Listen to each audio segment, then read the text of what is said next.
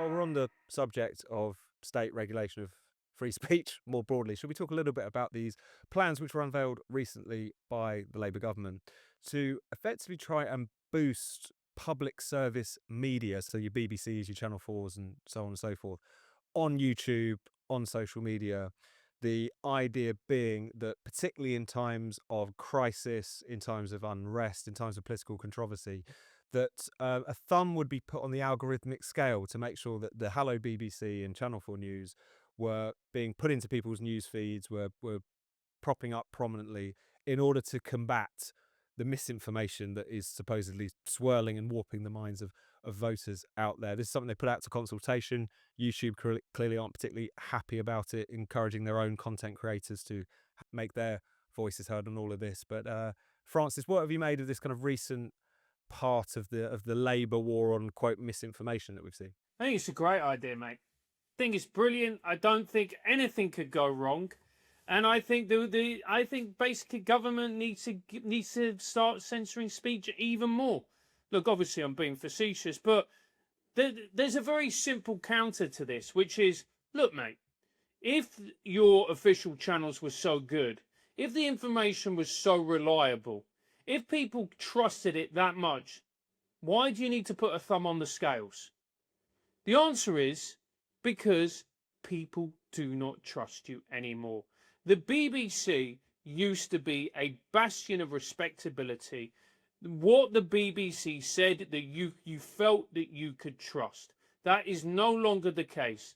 And that, I'm afraid, is the BBC's fault and the BBC's fault alone. And I'm not one of these people who's on the right and enjoys bashing the BBC. I loved the BBC. I thought the BBC created some of the best programming ever.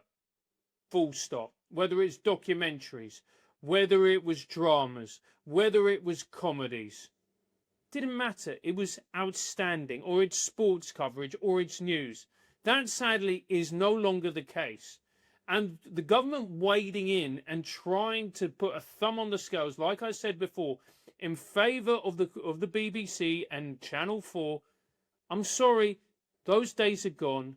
You have damaged your own brand. That is no one's fault but your own. And you can't then start screeching and pointing the finger at everyone else just because your audience has deserted you through your own behaviour. What about you, Nick? What have you made of this? I mean, obviously, I am completely against it, and I don't like it at all for a lot of the reasons that Francis elaborated upon. It's just, as Francis said, like, why do you have to put the thumb on the scale if you're actually competing at a level that outpaces the things that they feel are outpacing them? And I mean, one of the things about the current era of social media, etc. I mean, there are loads of negatives. We don't have to go into it. One of the positives is actually sometimes news stories that wouldn't have been broken by the mainstream media are broken via YouTube, via X, via other places. And that's an extraordinarily valuable thing, actually. We don't need to go into loads of examples, but I think there's been loads already this year.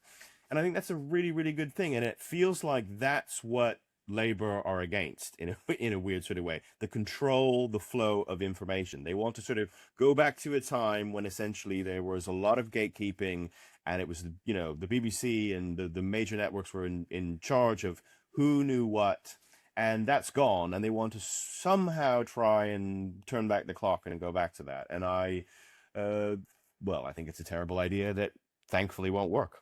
And do you think, Francis, this is also just connected with the fact that Labour are clearly very unpopular, they are clearly on the back foot, and that in that context, you have to be some kind of, YouTube-bound conspiracy theorist or something to make the conclusion that this is about propping up news outlets which, broadly speaking, are more sympathetic to their outlook, to their programme, than they would be some of the alternative upstart parties? Do you think there's just a kind of element of clear-cut political bias in all of this?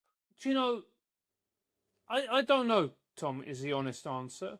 What I will say is, when I talk to people who are on the left, they take a very paternalistic attitude to people. They think people, like you talk to them, for instance, about Brexit.